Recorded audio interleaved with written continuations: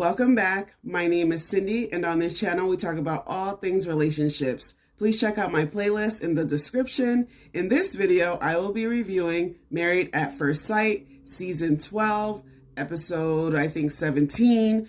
It's finally decision day. It's been a long season. So be sure to like this video, subscribe, and click that notification bell.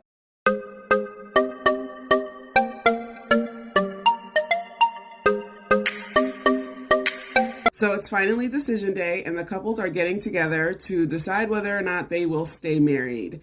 It has been a crazy season, and I wasn't very much surprised with the results. There were some interesting moments. Let's get started. I will go in the order it was on the episode. So first we have up Ryan and Clara. There wasn't much to say here. So Ryan is wearing this weird plaid suit and a yellow bow tie. Clara had on this cute pink dress, but her hair looked all frizzy. Ryan had gotten there before Clara did, and when she came in, he did get up to greet her. They sat down, and Ryan started with his speech about needing time and how he needs to build trust, and I'm just sitting there like, boy, shut up. He is just always with the speeches and always with the I need time. Clara said that, she feels like they are a match. He's been the best relationship that she's ever had. And of course she's saying that because she seems to have been in a lot of toxic relationship. So she was so thirsty to let Ryan know that she wanted to stay married. So she went first, said all these nice things about Ryan. Of course she wanted to stay married. No surprise there. When Dr. Pepper asked Ryan if he wants to stay married or get a divorce, he started to say, and then they had this fake suspense. They go to commercial and they come back, and Ryan says he is 150% sure he wants to stay married. Insert eye roll. It's like, I don't see the connection with these two. It's very odd, but there might have been a lot of stuff that we just didn't see. So good. Next, we have Haley and Jacob.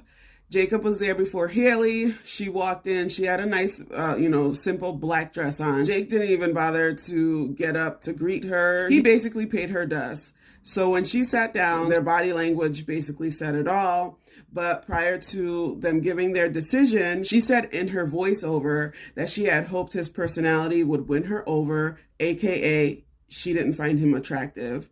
And Jacob said, she was cute, smart, outgoing, strong-willed. The experts asked Haley to tell them about some of the good things about Jacob, and here she starts with the BS, talking about Jacob is an attractive guy. She was just saying anything, and she was sticking to her script of what she learned is learning how to communicate, because she had a hard time expressing herself. And I feel like she had a hard time expressing herself because she just didn't like Jacob. I think if she showed any interest in Jacob, their experience would have been different. But then she said that he would ask the same questions over and over, like, what's missing? Am I attractive to you? Where are we? Etc. And she wanted him to keep things light, which really means she just wasn't that into him, because any human would want to know the answer to these questions from their spouse.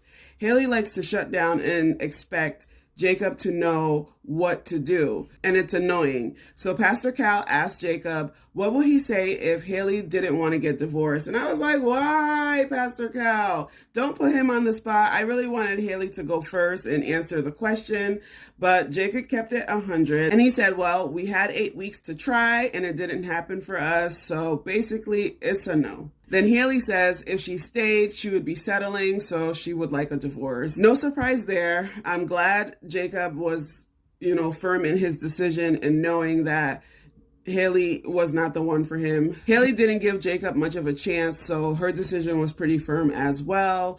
And I wish them both all the best. I hope Jacob's DMs are blowing up, because he's a great guy and he deserves someone who is going to appreciate.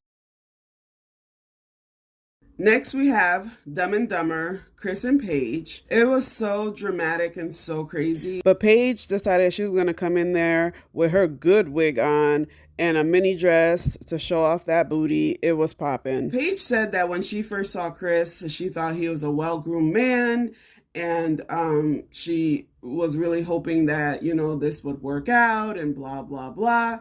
But she did feel confused and rejected, and he did not let God lead him in this marriage. Chris, on the other hand, said that when he saw Paige, he felt blessed, and I was just kind of rolling my eyes, of course. And he said that Paige gets agitated quickly, she shuts down, and doesn't protect his feelings. Woe is me, Mr. Victim. Like, okay, Chris, what feelings? You've been dogging her this whole time, but she's supposed to worry about your feelings? Okay. But then he said that their positive moments was when they were playing pool and they went to the basketball court and they would recite scripture together. He really enjoyed that, but it was like, whatever, Chris. At this point, it's just a little too late for me. Paige pipes up and tells Chris that she did not feel valued or respected, and she knew that there was a disconnect since the wedding day. So Dr. Viviana asked Paige, why did you keep coming back? And she was saying that she was hopeful. She was so in love with the thought of marriage and she really wanted to stick it out.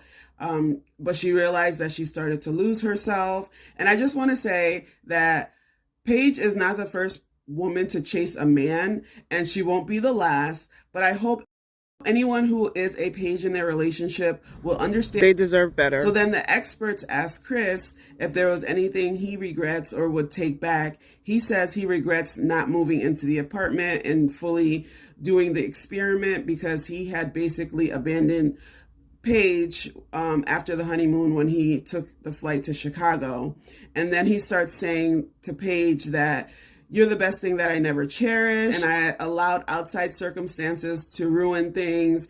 And he gives Paige this BS apology. Then he tells her Mercedes had a miscarriage, and he starts with the fake waterworks and exits stage left.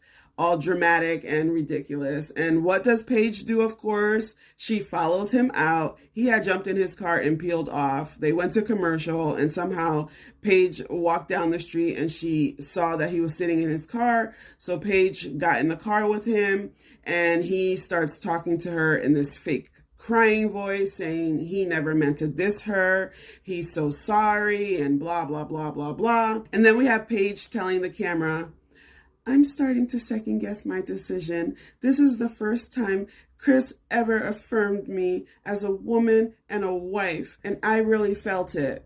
And it's like, really, girl? Okay, whatever. So they go back to sit with the experts, and Chris says he has feelings for Paige.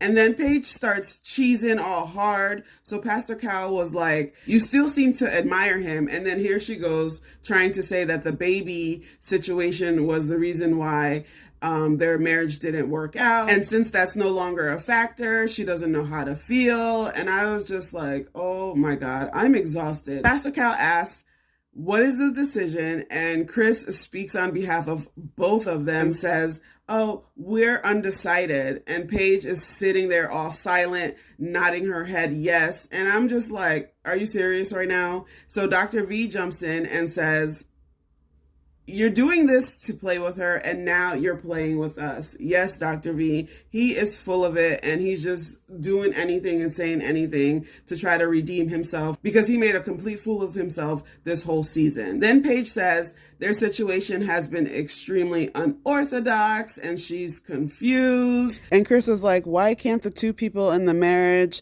be undecided? If two people decide they want to stay together for now, then what's the big deal? Paige starts to cry and she walks off. She's sitting with the producer and she's saying that she doesn't want to make the biggest mistake of her life, and she feels like she looks like a fool. Yes, you do look like a fool, girl. And then Pastor Cal is over there giving Chris a pep talk. They just had to make a dramatic scene, of course. They just couldn't come in there, say what they needed to say, and leave. They just had to take it to a whole nother level and be extra. So then they finally go sit back down with the expert. And Paige says she keeps holding on to a tiny piece of hope, but she realizes that she needs to pick herself, and for her emotional and mental health, she shouldn't stay married. She couldn't even bring herself to firmly say, I want a divorce. And it was kind of sad to me because it was like when people are stuck in a cycle of craziness and their situation is toxic, they get in this very confusing stage and they're always kind of wanting to sit on the fence and not make a real decision. So it's like the way she answered, she basically left the door open because she didn't firmly say, I want a divorce. Then we see her telling the camera that love is a daily decision that shouldn't be taken for granted, which is very true, but she ain't done with Chris. She probably got in the car with him and left with him afterwards, and they're probably going somewhere to get it in. It's just a mess. And I guess we'll have to see what happens at the reunion, because I know that they're going to come with. Next, we have Eric and Virginia. Whew, I am exhausted, y'all. Virginia showed up before Eric did. She looked a little motherly in the outfit that she was wearing. She was wearing like this one-piece dress. It was flowy at the bottom, white on top, but it just made her look a little old. And then Eric comes in with his suit, and so they sit down to talk about their marriage. Eric says they have a level of love for each other, but he knows he's not her number one, and she hasn't fully allowed for the marriage to be what it can be. So Dr. Viviana asked, well, then who is her number one? And he said, her number one is probably her friend Drew. And Virginia was over there nodding her head, basically in agreement. And Dr. Pepper looked at her, eyes wide open, like, girl, are you really admitting another man is above your husband?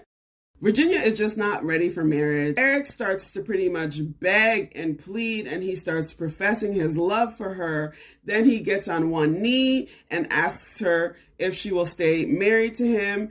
She said yes, but I felt like it was a strategic move on Eric's part, where he pretty much did anything and everything that he could to forcefully make her say yes and leave her with no other choice, because I'm sure Virginia didn't want to embarrass him because he was doing the most, saying all of these wonderful, nice things. But there was something about it just didn't feel genuine. I do feel like Eric loves Virginia and he does care for her. But at the same time, it felt like he was acting out of desperation, and that, you know, he didn't want to be single again. So he just wants to do anything and everything to make this marriage work. I don't believe that they are on the same page, and I don't feel like they're going to stay together, but I guess we'll have to see at the reunion to see what happens. Last but not least, we have Vincent and Brianna. Brianna walked in looking amazing. I loved her hair, her makeup, her dress. She just looked absolutely beautiful. Then Vincent walked in with his little tight suit on. He sat down almost about to pop out of that suit. I don't understand why he wears these tight suits. But Bree said she has learned how to express emotion and let Vincent take care of her, because she wasn't used to that, and that she's very independent. So many women, especially Black women, subconsciously make it hard for a man to love them because we take on that Miss Independent, I don't need a man persona. But I'm glad Brianna was able to recognize that, and she was able to allow him to love her. Vincent brings up how her being bossy and assertive comes off rude, and he really doesn't like it. And so I feel like there was some editing here trying to make it all dramatic and crazy. Brianna responded and said that's just who she is. Then she told Vincent that she came into the process not wanting to change, but she likes the person she is turning into because of him. And of course, she wants to stay married. Then the experts asked Vincent what his decision is. He expressed how much he cared and loved Brianna, and that, you know, she's been what he's been missing. But then he says, there's something I have to tell you, all dramatic. So he's sitting there looking around, looking at the experts, and then he gets on both of his knees and looks under the couch, and he pulls out this box with cheesecake in it, and he asked her, will she marry him? And it was a really sweet moment. Brianna, of course, said yes, and she was so excited about the cheesecake because that is her favorite dessert. She jokingly said that she preferred the cheesecake over a ring. But then afterwards, the couples had gotten together and she told Vincent that she really does want her ring. And then they did a flashback showing Eric had asked Virginia's dad for his blessing to stay married. And although that was a sweet thing to do, I still think Eric is trying to seal the deal and make sure Virginia would agree to stay married because he just did not want her to say no. But when the dust really settles, I feel like it's going to be a wrap for them. Don't get me wrong. I am not wishing bad on them, but based on what we were able to see throughout the season, they will continue to bump heads and Virginia's probably going to run. Anyways, congratulations to all the couples that stayed together. What do you guys think about Decision Day? Comment below. Let me know your thoughts. This, I believe, has been Married at First Sight's 3 out of 5 couples on Decision Day, like ever. Join me here next week. I cannot wait to see what happens on this reunion. Don't forget to subscribe, and I will see you in my next. Bye for now.